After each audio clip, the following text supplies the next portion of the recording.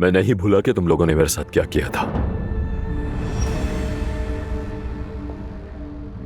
और अदनान ने एक नौजवान लड़के का कत्ल किया है। वो कम से कम 15 साल या 20 साल तो जेल में ही रहेगा।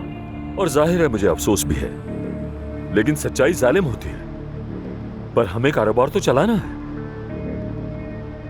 अब जाहिर है जब वो यहां नहीं है तो उसकी जगह आखिर कौन लेगा? मेरे अलावा और कौन ले सकता है? अब्बास दमीर खान।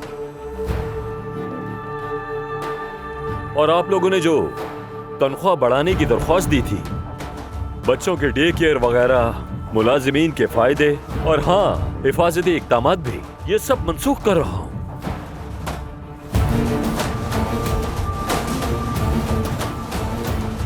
क्या तुम लोग मेरा काम मुश्किल बनाने का सोच रहे हो?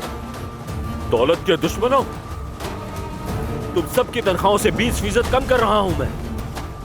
हाँ, कर रहा हूं कम तनख्वाहें मैं। तुम लोग आखिर करते क्या हो?